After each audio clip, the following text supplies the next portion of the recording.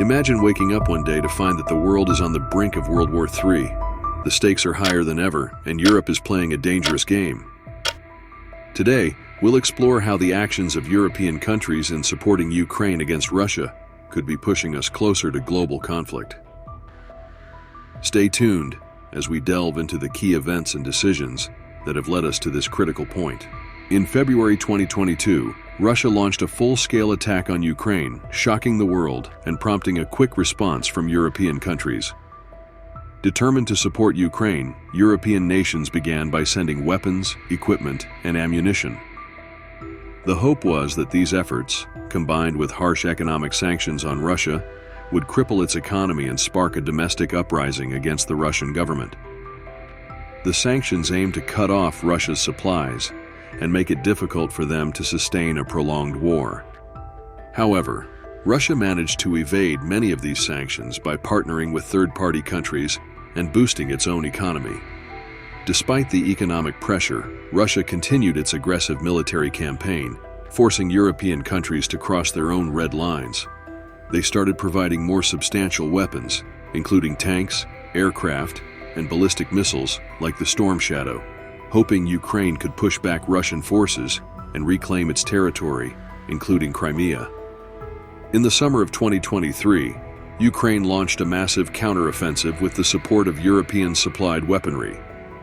Unfortunately, this offensive ended in a disastrous failure, with significant losses in men and equipment, and without achieving meaningful changes on the battlefield. Meanwhile, Russia continued to make steady progress, capturing strategic points and breaking through Ukraine's defense lines. As the situation grew more dire, Ukraine's pleas for additional Western support became more urgent. However, political shifts in the West complicated matters. In the United States, Republicans blocked further weapon deliveries, leaving Ukraine in a precarious position. European countries soon realized that Ukraine was being overwhelmed by a now more technologically advanced and well-prepared Russian military. In response, European nations started gathering more NATO troops along Ukraine's borders in Poland and Romania, amassing about 500,000 soldiers to deter further Russian aggression. Calls for direct military support to Ukraine grew louder, particularly from France. President Emmanuel Macron advocated for sending Western troops to Ukraine, or at least training Ukrainian soldiers within the country. Poland supported this idea, reflecting a growing sentiment among European leaders. The pressure from relentless Russian airstrikes also led to discussions about securing Western Ukraine's airspace with defense systems stationed in neighboring countries like Poland. This would allow Ukraine to move its own air defenses closer to the front lines. However, there were significant challenges with integrating Western military technology into Ukraine's Soviet-era systems, particularly with the F-16 fighter jets. These jets require extensive training and a large logistical support team, which could take months or even years to establish. Western countries considered using airfields in Poland to protect these operations, but this idea met with strong opposition from Russia. President Putin warned that any F-16 operations from Western countries would be seen as direct involvement in the conflict, threatening strikes on those bases. The decision to intervene with Western troops could have catastrophic consequences. Russia has already stated that it would immediately target Western soldiers, potentially escalating the war into Western European countries. It remains uncertain how NATO would react, and whether Article 5, which calls for collective defense, would be invoked. Some argue that if countries choose to intervene, NATO might see it as their own fault rather than an act of aggression against all member states. Despite the failed peace summit in Switzerland in June 2024, there has been no significant move towards de-escalation from the Western countries. President Putin has expressed willingness to negotiate multiple times, but Western leaders have rejected these offers due to unacceptable terms. Instead, Western nations have permitted Ukraine to launch strikes deep into Russian territory using Western weapons, further escalating the conflict. Russia responded by supplying ballistic missiles to its allies, indicating that they are prepared to use these weapons against their enemies. This tit-for-tat escalation has both sides claiming they are justified under international law, making it difficult to distinguish between defense and aggression. Additionally, Russia has ramped up its presence in the Western Hemisphere, sending warships to Cuba and allegedly supplying them with weapons. This move echoes the tensions of the Cold War and the Cuban Missile Crisis, raising alarm bells across the globe.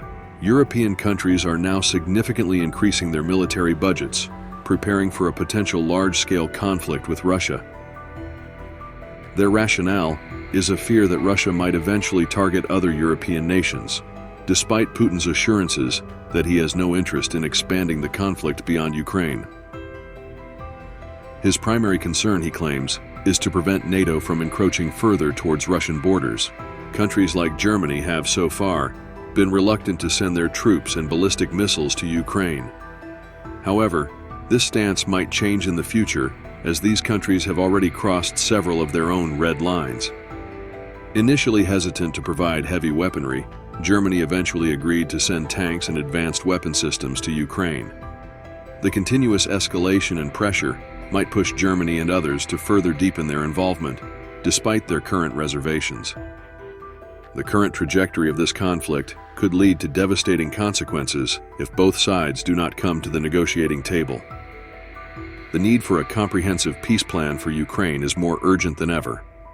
Without meaningful dialogue and compromise, the risk of a larger, more destructive war looms large. The situation is further complicated by the growing dissatisfaction among the public in many European countries. Large-scale protests have erupted, with citizens voicing their opposition to the direction their leaders are taking. Many people fear that escalating military involvement could drag their nations into a full-blown war with Russia, leading to catastrophic consequences. These protests have been seen in major cities across Europe, where citizens are demanding a shift towards diplomatic solutions rather than military escalation. The voices of the people are growing louder, urging their governments to consider the long-term consequences of their actions. What do you think? Should European countries continue to support Ukraine with military aid, or should they push harder for peace negotiations? Comment below with your thoughts and join the conversation. If you're finding this analysis insightful and want to stay updated on global political events, hit that subscribe button. There's much more to uncover, and your support helps us continue providing detailed coverage of these critical issues. The involvement of Western countries and the incremental steps we're seeing are pushing us dangerously close to a larger conflict, potentially even World War III. The involvement of NATO and other Western allies has significantly increased the stakes, making the geopolitical landscape even more volatile. The delicate balance of international relations is being tested as countries navigate the complex dynamics of support and opposition, each step bringing us closer to a potential global conflict. To sum up, Europe's response to the Ukraine crisis has evolved dramatically from initial sanctions and support to a full-scale military buildup. Each step, while intended to support Ukraine, brings new risks and complexities. Without a strategic approach and clear diplomatic efforts, the likelihood of a broader conflict increases. It is crucial for global leaders to prioritize negotiations and find a peaceful resolution before the situation spirals further out of control. The future of global stability depends on the actions taken today. Thank you for watching Beyond the Front Page. Stay informed, stay engaged, and we'll see you next time.